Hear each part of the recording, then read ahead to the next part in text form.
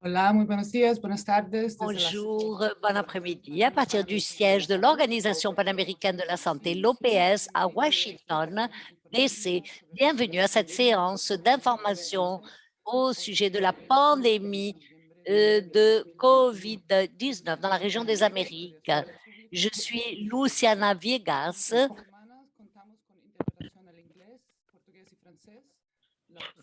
Et comme toutes les semaines, nous avons l'interprétation vers le français, vers l'anglais et vers l'espagnol et le portugais.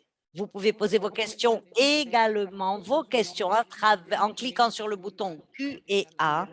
N'oubliez pas d'indiquer votre nom et votre média dans vos questions. Aujourd'hui, la directrice de l'OPS, Carissa Etienne, vous parlera de la situation de COVID-19 dans les Amériques. Avec le docteur Etienne, nous avons aujourd'hui le docteur Jardas Barbosa, directeur adjoint de l'OPS, le docteur Ciro Ugarte, directeur des urgences sanitaires, et le docteur Sylvain Aldigueri, directeur des incidents pour COVID-19. Nous commençons par les remarques initiales du docteur Carissa Etienne et puis nous passons après à répondre à vos questions.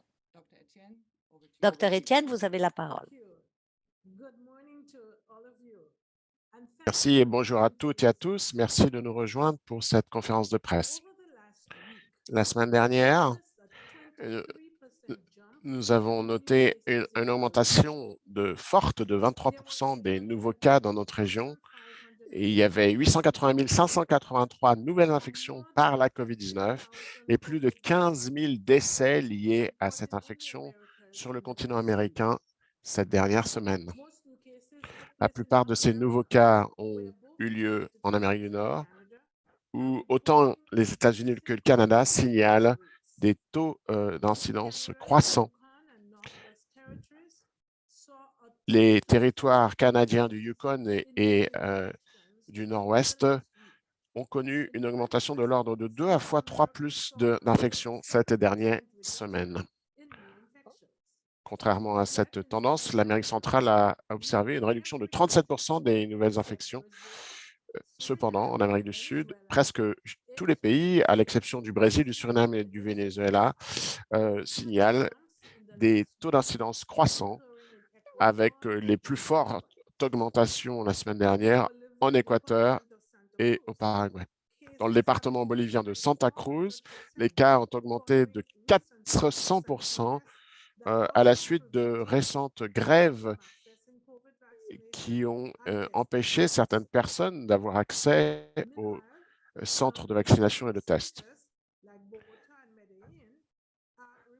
Dans le même temps, les centres touristiques colombiens comme Bogota et Medellín ont observé une augmentation de leurs cas et du nombre d'hospitalisations, surtout chez les jeunes.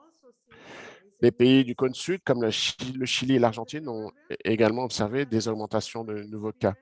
Dans les Caraïbes, Trinidad et Tobago a atteint ses taux les plus forts d'infection par la COVID et au moins 5 de ces hôpitaux ont un taux de capacité de 80%. Les îles Barbados, les îles Caïmans et la République dominicaine ont relaté des augmentations également et des nouvelles infections. Ces tendances sont parlantes. Même si les cas de COVID ont chuté de façon significative ces derniers mois, la transmission de la COVID a encore lieu de façon très active dans notre région. Donc, à chaque fois que nous baissons la garde, le virus reprend de l'élan. Avant de continuer, j'aimerais prendre quelques instants pour faire un petit commentaire sur les tendances que nous observons en Europe et ce qu'elles peuvent signifier pour nous sur le continent américain. Tout au long de cette pandémie, l'Europe a été un miroir qui nous permet de regarder le futur pour le continent américain. Plus d'une fois, nous avons observé combien la dynamique d'infection en Europe se reflétait avec un certain retard sur le continent américain plusieurs semaines plus tard. Et ces dernières semaines, de nombreux pays européens ont connu des taux records de nouvelles infections. En Europe orientale, la couverture vaccinale qui est moindre a conduit à une augmentation des cas, tandis que dans les pays européens occidentaux, où la couverture vaccinale est assez forte, il y a quand même des poches de personnes qui ne sont pas vaccinées. Et dans de nombreux cas, les mesures barrières ont été assouplies, ce qui a créé un environnement propice pour la transmission de ce virus. Le futur se montre à nous et c'est un appel à rester prudent pour notre région parce que nous sommes encore plus vulnérables. Tandis que 51% de la population en Amérique latine et dans les Caraïbes ont suivi un schéma vaccinal complet contre la COVID-19, il y a 19 pays de notre région qui n'ont pas encore atteint les objectifs de l'OMS, qui est de vacciner 40% de la population de chaque pays de notre région d'ici la fin de cette année et 70% d'ici le 30 juin 2022. Même si la couverture vaccinale n'est pas aussi élevée que nous le souhaiterions, dans de nombreuses zones très denses démographiquement parlant sur le continent américain, les mesures de prévention étaient assouplies ou même levées. Et c'est une combinaison préoccupante qui maintient notre vulnérabilité devant le virus et menace de nous faire régresser. Avec les fêtes de fin d'année qui arrivent et les vacances d'été dans l'hémisphère sud, je voudrais vous prendre un moment pour rappeler à chacun que nos décisions individuelles et collectives vont guider l'évolution de cette pandémie. Et c'est une situation dans laquelle nous sommes déjà trouvés. Notre région a connu un grand saut dans les nouveaux cas à la suite des fêtes de fin d'année la semaine dernière et on a mis des mois à réduire l'incidence des nouveaux cas. Cette année, nous sommes dans une meilleure situation pour une raison simple, nous disposons de plus d'outils pour nous protéger de ce virus. C'est la raison pour laquelle aujourd'hui je voudrais faire passer deux messages principaux. Le premier, c'est que le vaccin marche. L'OMS a autorisé 8 vaccins contre la COVID-19 qui sont sûrs et efficaces contre ce virus. D'autres vaccins ont également été approuvés par les autorités de santé nationales dans plusieurs pays. Nos hôpitaux sont la meilleure preuve du pouvoir de ces vaccins. Il y a seulement quelques mois, les lits d'hôpitaux et dans les secteurs d'urgence dans notre région étaient remplis, pleins, et beaucoup de patients de la COVID ne savaient pas où aller. Mais au cours de l'année dernière, plus de 1,3 milliard de doses de vaccins contre la COVID-19 ont été administrées dans les Amériques, ce qui nous protège contre cette maladie et qui, normalement, nécessite une hospitalisation. Ainsi que nous l'avons vu aux États-Unis, au Chili, à Cuba, en Uruguay, au Canada, au Panama, au El Salvador et dans d'autres pays où la plupart de la population est immunisée, ces vaccins ont aidé à réduire les taux d'occupation dans les hôpitaux. L'OPS travaille à élargir la couverture vaccinale dans nos régions, surtout dans les endroits où nous sommes en retard. Mais, comme on l'avait répété plusieurs fois, les vaccins ne sont pas le seul outil dont nous disposons pour nous protéger contre la COVID. Et c'est là que j'arrive à mon dernier point, qui est de répéter que les mesures barrières sont fondamentales pour réduire la dissémination de ce virus. L'usage de masques, la distanciation sociale et éviter d'être dans des grands rassemblements, surtout à l'intérieur, continue à être important, même si nous nous faisons vacciner. Nous ne pouvons pas être complaisants car nous avons déjà affronté les conséquences d'une pandémie qui échappe à notre contrôle et nous ne voulons pas nous retrouver dans la même situation. Alors que nous arrivons dans les jours de l'année propices à la réflexion et aux commémorations, donnez un cadeau à vos amis et à vos proches en vous faisant vacciner quand ce sera votre tour. Si vous pensez rendre visite à vos personnes aimées en cette fin d'année, essayez de faire des réunions en petit nombre et en extérieur si c'est possible. Si vous devez vous réunir à l'intérieur, ouvrez vos fenêtres pour que l'air puisse vacciner.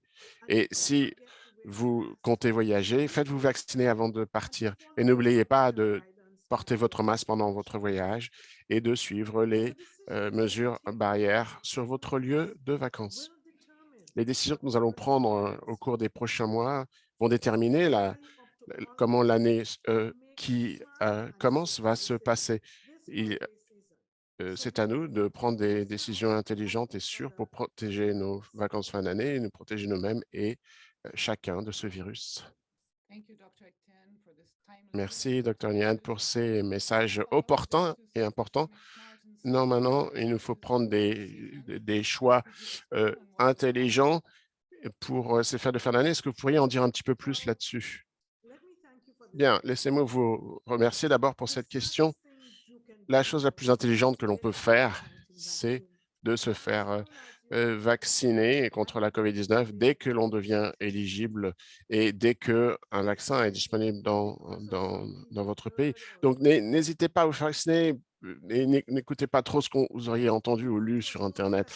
Nous voulions vous assurer que les vaccins sont sûrs et vont réduire de façon significative la probabilité que vous tombiez malade ou mouriez de cette maladie.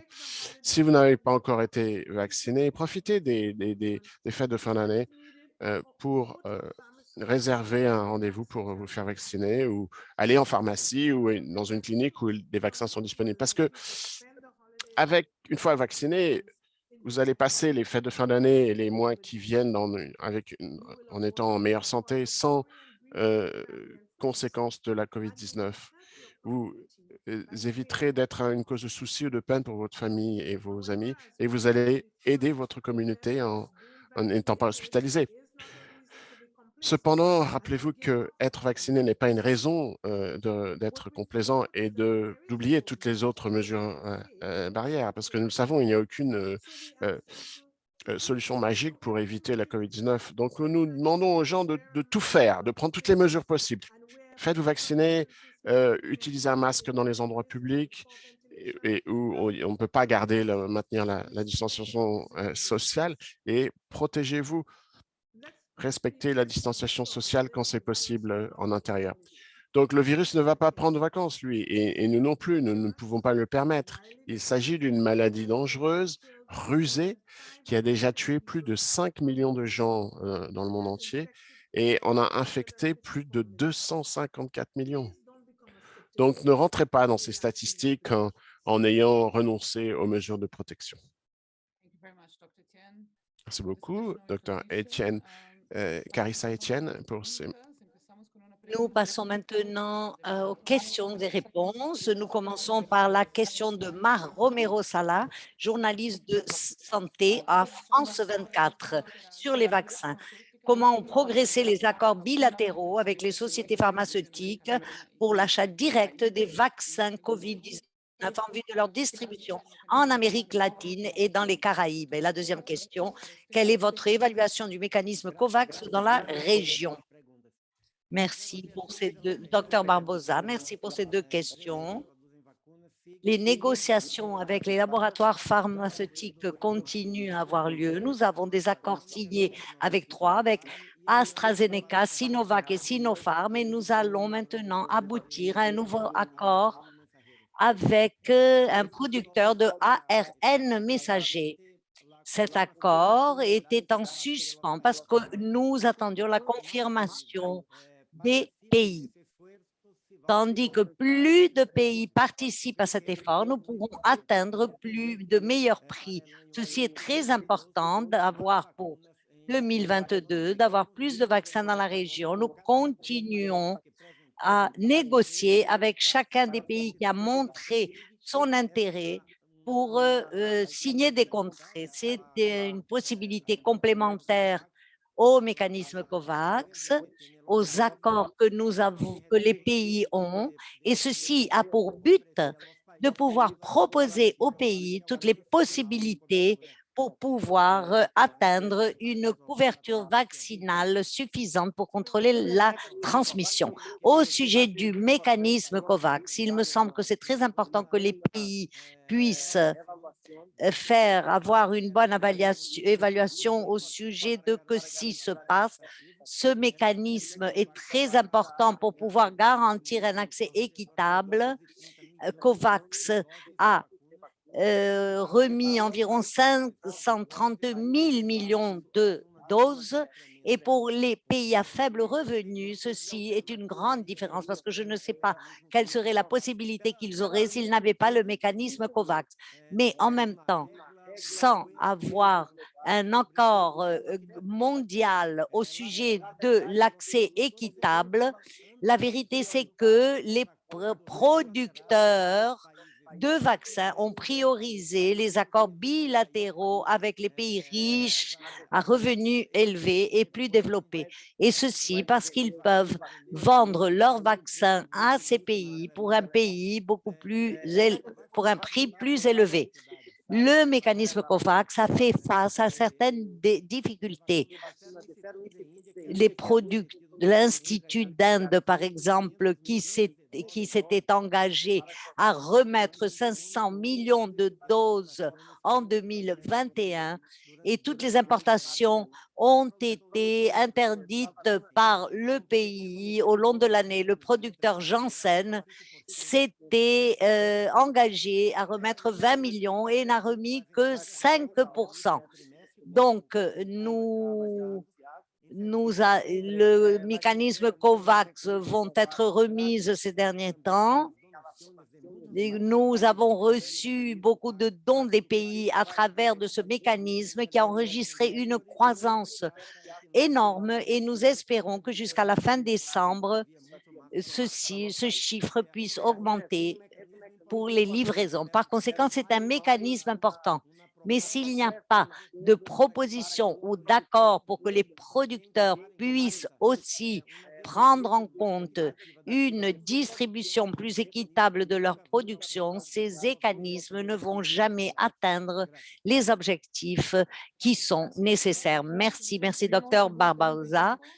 Nous avons reçu des questions du Mexique. Nous allons commencer par Mélina Ochoa, reporter de UNO TV.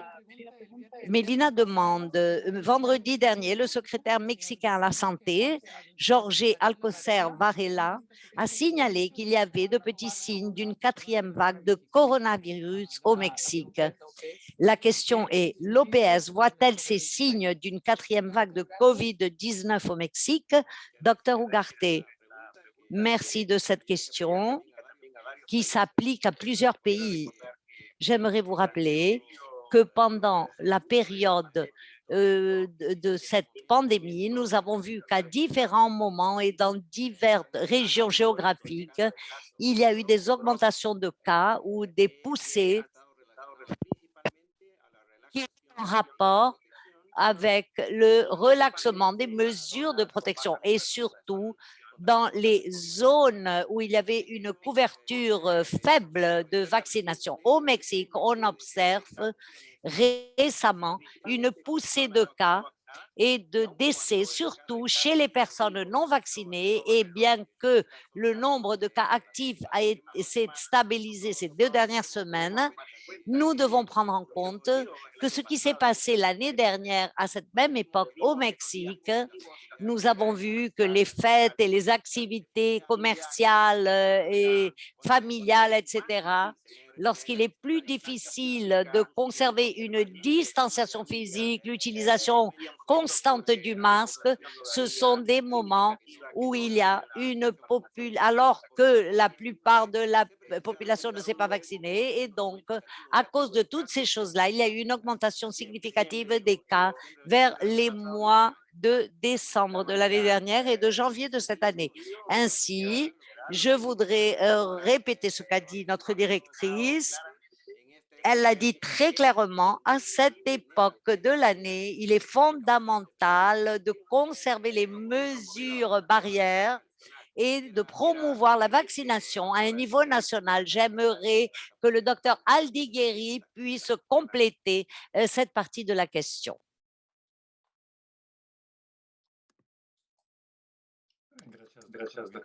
Merci, docteur Ugarte.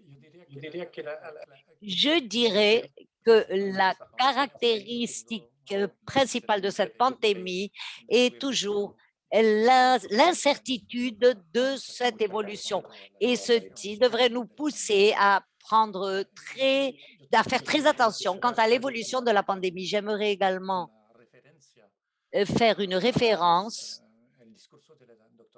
au discours du docteur Étienne concernant l'augmentation de cas que l'on observe en Europe. Ceci se doit à plusieurs facteurs, y compris un relax des mesures de prévention, des mesures barrières, et il faut voir qu'il y a des couvertures plus basses de vaccination dans des pays à l'est de l'Europe. Donc, voilà.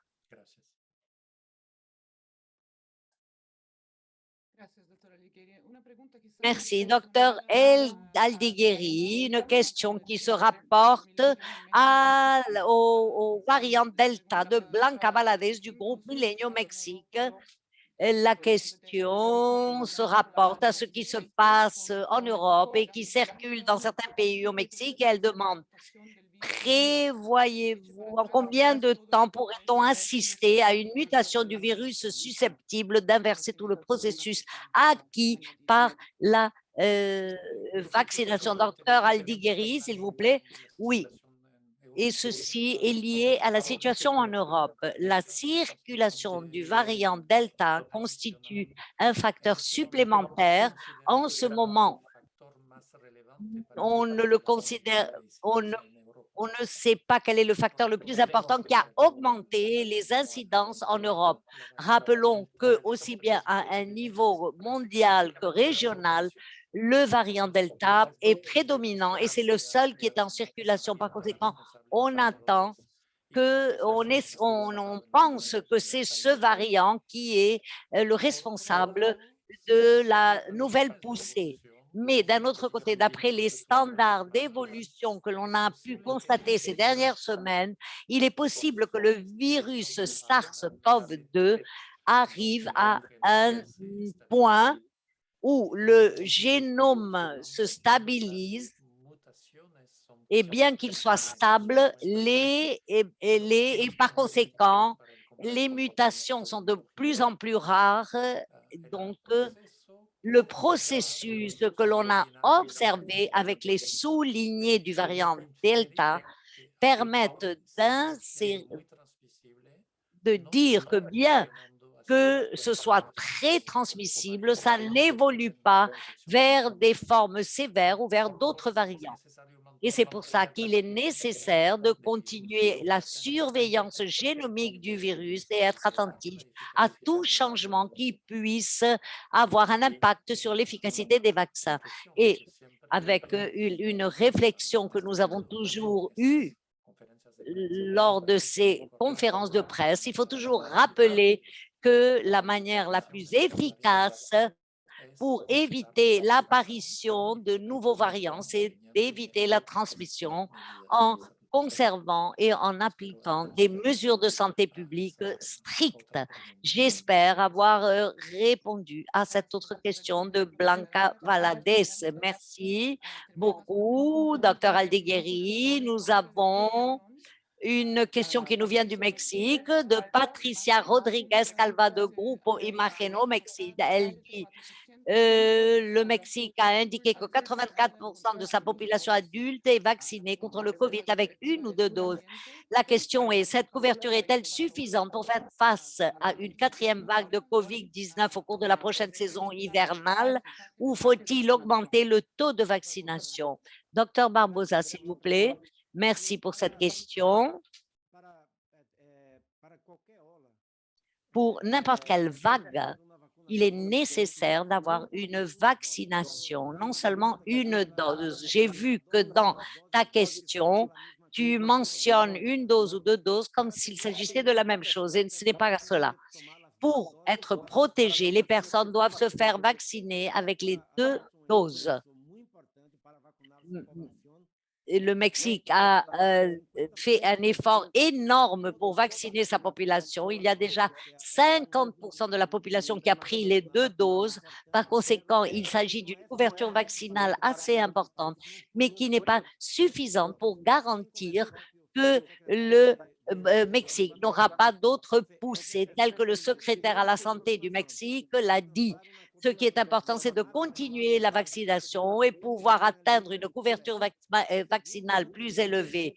Deuxième lieu, conserver les mesures de santé publique. Ce que nous observons dans plusieurs pays d'Europe, c'est que bien avec une couverture vaccinale de 60-65%, on peut vérifier une nouvelle croissance de cas. Surtout, on ne peut pas, par conséquent, on ne peut pas imaginer que la diminution de cas que beaucoup de pays d'Amérique latine observent, que ceci nous fasse penser que la pandémie a terminé et qu'une couverture vaccinale de 40, 45, 50% est suffisante. Ce n'est pas comme ça.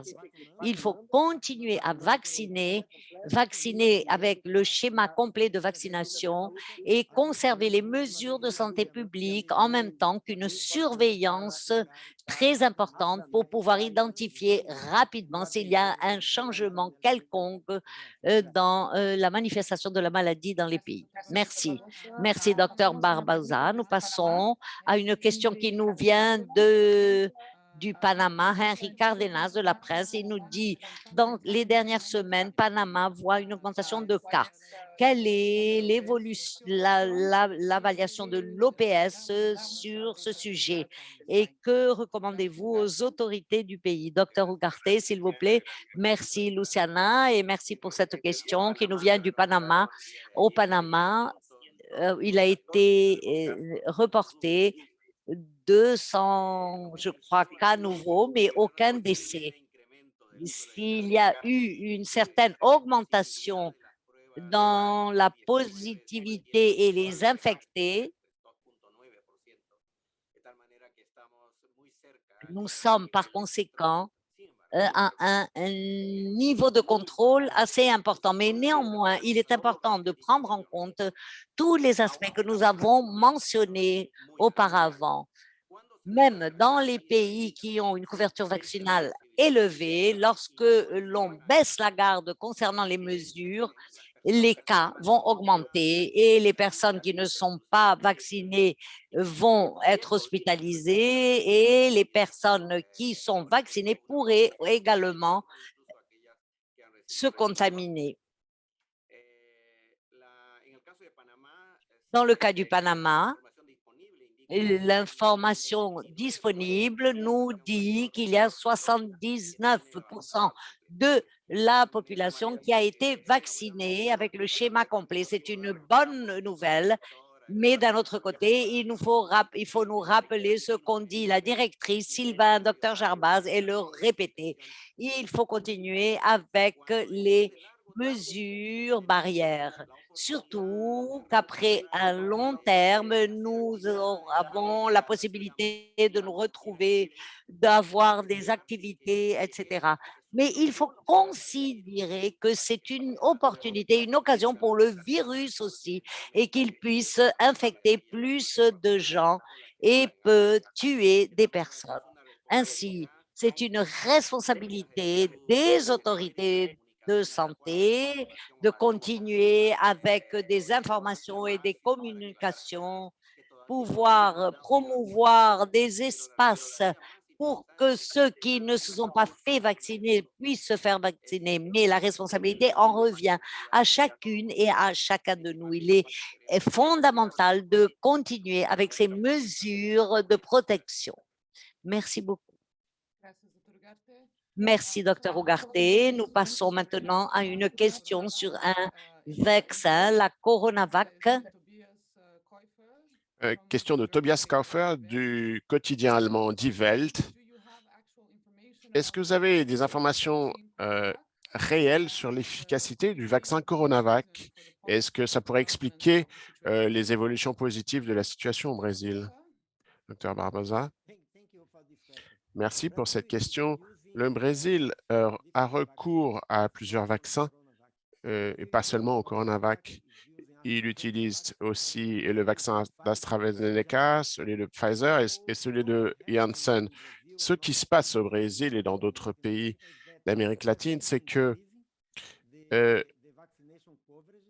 la couverture vaccinale augmente fortement juste pour vous donner un chiffre, le Brésil a vacciné jusqu'à présent 95% des adultes de plus de 60 ans et a vacciné à peu près 65% des adultes entre 18 et 59 ans. C'est par conséquent une couverture très homogène qui reflète la confiance et l'expérience que les programmes de vaccination publics en Argentine, au Brésil, au Chili et dans d'autres pays d'Amérique latine et dans les Caraïbes ont de ces campagnes de vaccination. Ce qui donc la couverture augmente dans ces pays et en même temps, de nombreuses mesures de santé publique ont été adoptées. Je lisais un quotidien la semaine dernière qui disait que un très fort pourcentage, 90% au Brésil,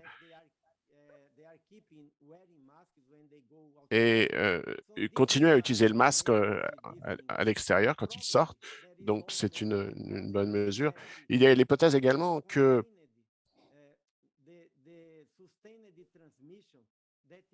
la continuité de la transmission que l'on observait au Brésil et dans d'autres pays latino-américains, rappelez-vous, pendant de nombreux mois, la transmission était encore forte. Ce n'était pas ni un pic ni une vague, mais c'était un niveau élevé et continu comme un plateau. Et donc, une protection additionnelle a pu être apportée par ce niveau constant. Mais on ne peut pas assouplir les mesures de santé publique parce que cette hypothèse n'est pas confirmée. Une nouvelle vague va arriver avec plus d'infections et de décès. Donc, il faut maintenir les mesures barrières. Il est très important de maintenir la surveillance épidémiologique et sanitaire de façon de très près. Donc, toutes les politiques et stratégies que nous recommandons doivent continuer à être appliquées. Et la pandémie n'est pas terminée, ni au Brésil, ni dans aucun autre pays d'Amérique latine ou des Caraïbes. Donc, il est très important de maintenir les campagnes de vaccination, les mesures de santé publique et de rester sur ses gardes. Merci. Merci, docteur Barbosa. Nous passons à une question sur les symptômes, le syndrome post-Covid. Violeta Vilad de la Web de la Salud, elle dit: les systèmes de santé sont-ils préparés à prendre en charge les patients affectés par les signes du syndrome post-Covid et ses effets limitants? Merci pour cette question. Je pense que les conférences de presse précédentes que nous avons eues, nous avions déjà commencé à partager notre position contre cette condition post-Covid et ceci se passe chez des personnes 3 mois après du début de la maladie aiguë avec des symptômes qui durent 2 mois. Donc, il s'agit là de toute la complexité du traitement, de la prise en charge par les systèmes de santé. Les patients qui ont des signes et qui font en sorte qu'ils aient des limites dans leur vie quotidienne pour le retour au travail. Les experts de l'OPS ont défini 3 aspects pour pouvoir prendre en charge les conditions post-Covid, la reconnaissance et la réhabilitation. Dans ce contexte, les systèmes de santé de la région organisent déjà leurs services pour pouvoir répondre ou prendre en charge ces patients sous conditions post-Covid. Et l'OPS travaille avec les pays pour pouvoir renforcer ces domaines et faire en sorte que les systèmes de santé aient la capacité de répondre d'une manière appropriée aux besoins des personnes qui se trouvent avec des conditions post-Covid. Néanmoins, la capacité des systèmes pour pouvoir répondre à cette demande de services est limitée à cause des grandes interruptions qu'il y a eu pour la prise en charge des systèmes de santé pour toutes les maladies et nous l'avons observé depuis il y a déjà 22 mois. Ceci inclut une diminution de la demande, mais également de l'apport des limites pour la santé mentale des personnes handicapées, des personnes âgées et des maladies transmissibles parmi d'autres. J'aimerais mettre en avant et dire que le premier niveau de prise en charge est fondamental pour le suivi des patients qui ont des conditions post-Covid et pour augmenter l'accès aux personnes qui se trouvent dans des situations de grande vulnérabilité. Il faut faire très attention au renforcement des services qui s'occupent de la santé mentale et du soutien psychosocial. Ceci est crucial et fondamental pour les services de santé. Les aspects de ressources humaines, la prise en charge intégrée de ces patients. Et pour ce, il faut qu'il y ait un personnel de santé pluridisciplinaire et qui ait des attitudes et des compétences nécessaires. La priorité doit être donnée aux investissements pour ce premier niveau de prise en charge, y compris l'infrastructure, des services auxiliaires, éducation, services sanitaires, l'embauche et la rétention du personnel soignant. Comme c'est un développement d'équipes pluridisciplinaires pour pouvoir s'occuper de ces patients qui se trouvent dans des conditions post-Covid. J'espère avoir répondu. Merci, Dr Aldigari. Nous avons une question du Pérou sur les restrictions pour les non-vaccinants. Gerson Collabe de El Colmeso Pérou nous demande au Pérou des restrictions sont appliquées aux personnes non vaccinées comme l'interdiction d'entrer dans des espaces clos et de voyager et met en place, en œuvre des carnets de vaccination. Est-ce que l'OPS considère-t-elle que ces mesures sont efficaces pour prévenir la transmission et encourager la vaccination? Et la deuxième question, au sujet des budgets. Les pays auront besoin, dans de nombreux cas, d'un budget plus important pour continuer à faire face à la pandémie l'année prochaine. Quelle est la position de l'OPS à ce sujet? Docteur Barbosa, avez-vous une réponse générale? Merci de cette question. Le Pérou a fait un effort énorme pour augmenter sa couverture vaccinale et aujourd'hui atteint plus de 51% de la population qui ont été administrés avec les 2 doses. Mais à nouveau, je dis, cela n'est pas suffisant. Il faut chercher toutes les stratégies, comme le fait le gouvernement du Pérou, pour augmenter la couverture vaccinale. Il faut vacciner 85% tout le monde qui est possible de vacciner. Beaucoup de pays adoptent des restrictions internes pour ceux qui ne se vaccinent pas, ainsi que les sociétés privées, et ceci en revient à chaque pays conformément à leurs lois. Nous comprenons que l'objectif est d'attirer l'attention sur le fait qu'une personne qui peut se faire vacciner et qui ne se fait pas vacciner, cette personne court un risque non seulement court un risque elle-même, mais fait les autres courir des risques. Ses collègues de travail, les personnes qui se trouvent à côté d'elle dans un supermarché, un restaurant, etc. Nous comprenons que certains pays sont en train d'adapter ces récessions et ces mesures de barrières. Ce qu'il nous faut, c'est continuer avec une stratégie de communication qui puisse éclaircir les doutes.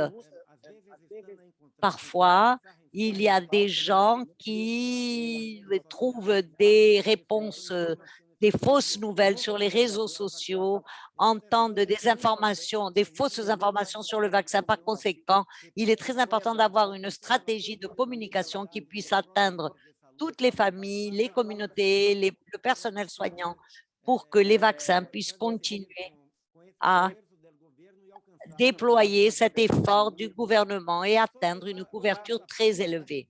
La deuxième partie de votre question, l'OPS a attiré l'attention dans un rapport qu'elle a publié avec la CEPALC sur la possibilité d'un regard plus large au sujet de la santé, de l'économie et de la société, parce que la pandémie n'est pas seulement un problème sanitaire, c'est un problème social, mais il n'y a pas de possibilité de récupérer complètement l'économie si la pandémie n'est pas contrôlée. Il n'y a pas d'opposition par conséquent.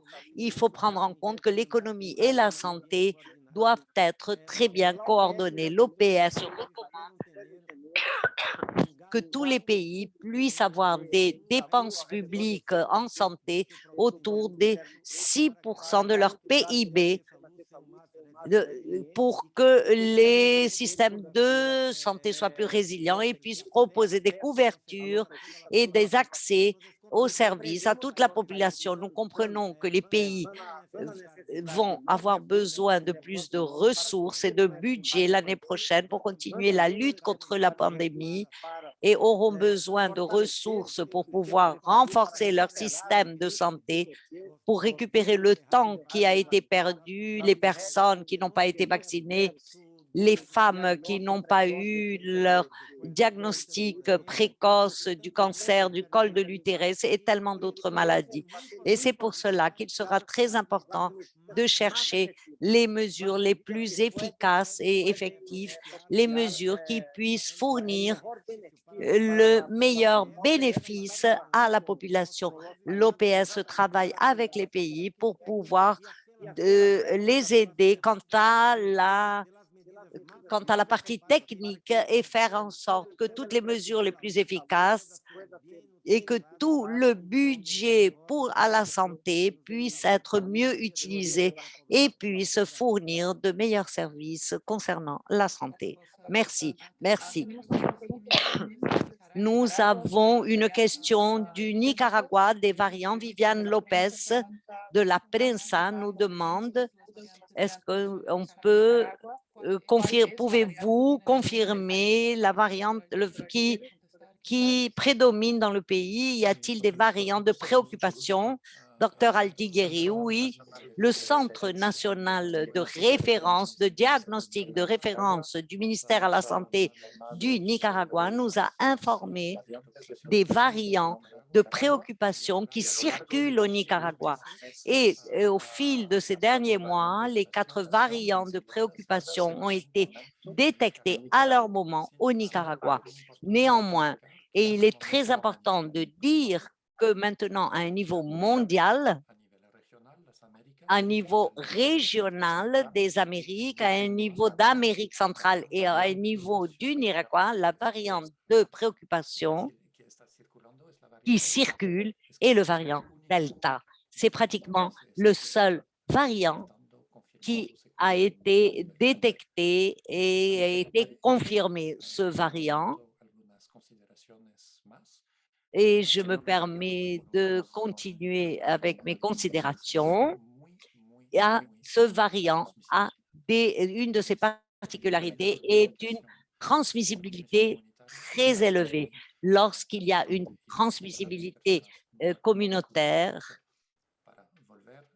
donc pour revenir à l'objectif de cette question, au Nicaragua, comme dans les autres pays d'Amérique centrale, le variant identifié prédominant est le variant Delta. Merci. Merci, docteur Aldigueri. Nous arrivons à la fin de notre séance. Nous passons à une autre question et je vais vers l'anglais. Demain, c'est la journée internationale pour l'élimination de la violence contre les femmes et les filles. C'est une question qui s'adresse au docteur Carissa Etienne. Donc, qu'est-ce qu'on peut faire contre cette violence contre les femmes à l'époque de la COVID-19? Donc, merci de changer de sujet et pour cette question. Cette question est tout à fait tombe à point nommé parce que donc ce jeudi, c'est la journée internationale pour l'élimination de la violence contre les femmes et les filles. C'est également le premier des 16 journées d'activisme contre la violence genrée, qui est une campagne annuelle pour sensibiliser sur le fardeau de la violence et mobiliser toute la société pour qu'elle travaille à l'élimination de ce genre de violence. Dans le contexte de la COVID-19, ce que nous avons observé, c'est une importance d'agir dans l'urgence, dans les violences surtout domestiques et surtout contre les femmes et les enfants. La violence contre les femmes est une cause majeure de santé publique et qui concerne également les droits de l'homme. C'est un défi dans les Amériques avec des conséquences sanitaires, sociales et économiques. À cause des confinements et d'autres restrictions pour combattre la pandémie, les femmes qui convivaient déjà avec la violence ont encore été plus exposées puisqu'elles passent encore plus de temps chez elles. Une recherche qui a été réalisée par le Fonds des Nations Unies pour la population a donné une projection de 15 millions de cas supplémentaires de violences genrées dans le monde entier pour chaque confinement sur une période de 3 mois. Et un sondage éclair de l'OMS a montré que 39% des pays, mondialement parlant, ont signalé des perturbations de services de prévention contre la violence sexuelle et la violence des partenaires intimes et des services qui répondent à ces urgences. Pendant la pandémie, beaucoup de femmes ont été obligées de quitter leur travail pour prendre soin de leur famille, avec un effet autant sur leurs revenus que sur leur bien-être. Les mesures de confinement couplées avec des tensions économiques ont augmenté le risque de violence et d'exclusion sociale. Nous avons des preuves scientifiques qui montrent ce qui marche pour prévenir et répondre à ce type de violence. Quelques exemples, ce sont les outils Respect et Inspirer qui comprennent 7 stratégies partant des meilleures preuves scientifiques et qui ont le meilleur potentiel pour prévenir cette violence. Et l'une de ces solutions est l'autonomisation économique des femmes. Dans la mesure où, tandis que les pays continuent à devoir faire face aux effets de la pandémie, nous reprenons cet appel très clair à l'action. La violence contre les femmes, peu importe où il a lieu, est déplorable et inacceptable. En finir avec la violence contre les femmes est une question de droits de l'homme et une priorité en termes de santé publique. Il faut vraiment que tout le monde s'y mette, autant les femmes que les hommes, et prennent des initiatives pour que ces changements aient lieu et puissent se développer. Prenons soin de nos femmes, de nos sociétés et faisons tout ce qui est en notre possible. Merci beaucoup, Dr. Etienne. Et c'est avec ces mots de conclusion sur un sujet très important, à partir de statistiques, nous sommes arrivons arrivés. maintenant à la fin de notre séance d'aujourd'hui. Merci beaucoup à tous les journalistes de vous connecter. Les informations, nous avons enregistré cette séance que vous trouverez sur notre page Internet. Et si vous avez des questions, et nous n'avons pas pu répondre ici à vos questions, vous pouvez nous envoyer vos questions par le courriel électronique mediateam@paho.org. Merci et nous nous verrons la semaine prochaine.